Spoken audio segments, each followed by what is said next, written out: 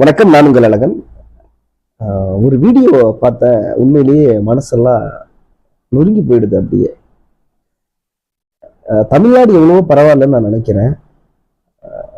வட மாநிலத்தில் பார்த்தீங்க அப்படின்னாக்கா ஒரு சித்திரவதையினுடைய உக்கிரமான பார்க்குறாரு. பெண்களை கையாள்வதாக இருக்கட்டும், சக மனிதனை கையாள்வதாக இருக்கட்டும், ஒரு மிருகத்தனமான செயலாக பண்றாங்க. அது ஏன் அப்படி அவங்களோட அந்த வக்ர புத்தி என்ன அப்படின்னு தெரியல. அவன் அந்த இடத்துல இருக்கும்போது, அந்த குற்றவாளியா அவன் இருக்கும்போது அவனோட நிலைமை மனநிலை எப்படி இருக்கும்?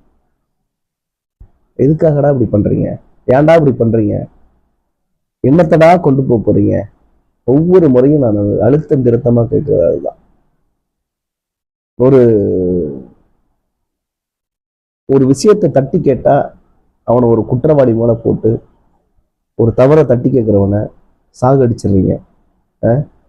அந்த சாகடிச்சுட்டா உண்மையும் நேர்மையும் செத்துருமா? கடவுள் இல்லையா? என்னடா, என்ன வாழ்க்கை இது? பாவத்தின் சம்மானம் எங்க போய் தீக்க போற? கடவுள் இல்லைன்னு நினைக்கிறேன்.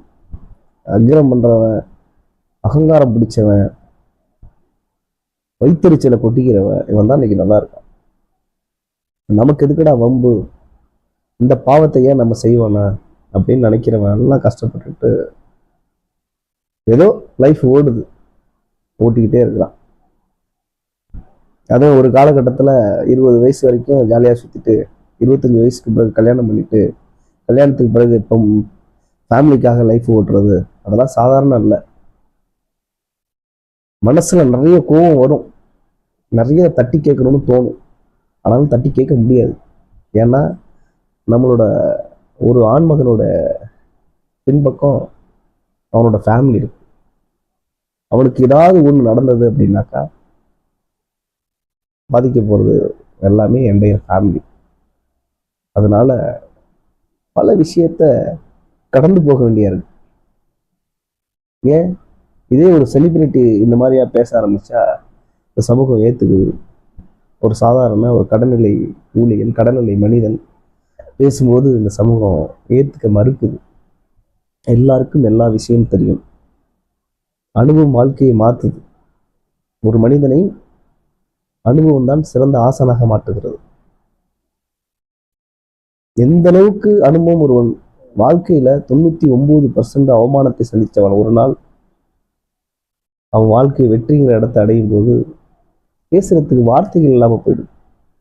இந்த அனுபவத்தையே சொல்ல வேண்டிய ஒரு கட்டாயமாயிடுது. ஏன் இந்த வக்ர புத்தி? அந்த அந்த குழந்தைங்களை போட்டு என்ன பாடுபடுத்துறாருங்க. நீயும் மனுஷன், அவனும் மனுஷன்.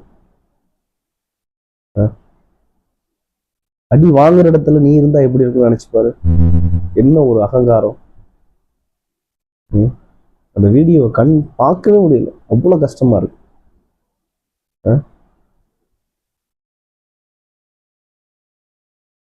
அப்படியே திரும்புறதுக்கு 5 நிமிஷம் ஆகாது. அந்த இடத்துல நீயும் உன் இடத்துல அவங்களும் இருக்கிறதுக்கான நேரம் வெகு தூரத்துல இல்லை. கண்டிப்பா மாறும். அந்த வீடியோவை பார்க்கவே முடியல. பெண்களை சித்திரவதை பண்றதா இருக்கட்டும், கூட இருக்கிற சக தோழன் மாதிரி இருக்கான், அவனை வண்டியில கட்டி இழுத்துட்டு போறதா இருக்கட்டும், வெட்டி வீசுறதா இருக்கட்டும், ரத்த கரை. என்னடா, என்ன வாழ்க்கை? என்ன வாழ்ந்து பெருசா சாதிச்சிட போறியா நீ? ஒவ்வொருத்தனையும் பார்த்து கேட்கிற கேள்வி இதுதான். சில விஷயங்கள் நம்ம கடந்து போறோம், கேட்க முடியல சில இடத்துல. அதுக்கான நேரம் இல்லை. பிரச்சனை நம்மளை துரத்துது. ஒரு விஷயத்த தட்டி கேட்டா உடனே அவன் எங்க இருக்கான், என்ன பண்றான், அவனை தூக்கு, வெட்டு, குத்து. இதான் வாழ்க்கையா? மாயங்கிறது இல்லாம போயிடும். நியாயம், தர்மம், நீதி, நேர்மை எதுவுமே இல்லாம போயிடும். இல்லாம போயிட்டு ஒண்ணு மட்டும் நல்லா சொல்றேன், அவங்களுக்கு நடக்கிறது உனக்கு நடக்கிறதுக்கு வெகு தூரத்துல இல்லை. அதை மட்டும் நல்லா ஞாபகம் வச்சுக்கோ. கவனமா பயணிக்க பழகிக்கோ. இந்த வீடியோ பார்க்க மனசு ஒப்பலை. அந்த வீடியோ நான் போடக்கூடாது, இருந்தாலும் நான் என்ன சப்ஜெக்ட் சொல்ல வர்றேங்கிறத தெரிஞ்சுக்கணுங்களா, அதுக்காக அந்த வீடியோவை நான் அதில் அப்லோட் பண்ணியிருக்கேன். என்னோட சேனலை நீங்கள் கண்டிப்பாக பாருங்கள். நான் சொல்ல விஷயங்கள் என்ன இருந்தாலும் எனக்கு கமெண்ட் பாக்ஸில் நீங்கள் ஷேர் பண்ணாதான் நான் பேசுகிற விஷயங்கள் எதுவாக இருக்கட்டும் அது உங்களுக்கு பயனுள்ளதாக இருந்தது அப்படின்னா எனக்கு கண்டிப்பாக நீங்கள் மெசேஜ் பண்ணுங்கள். தேங்க்யூ.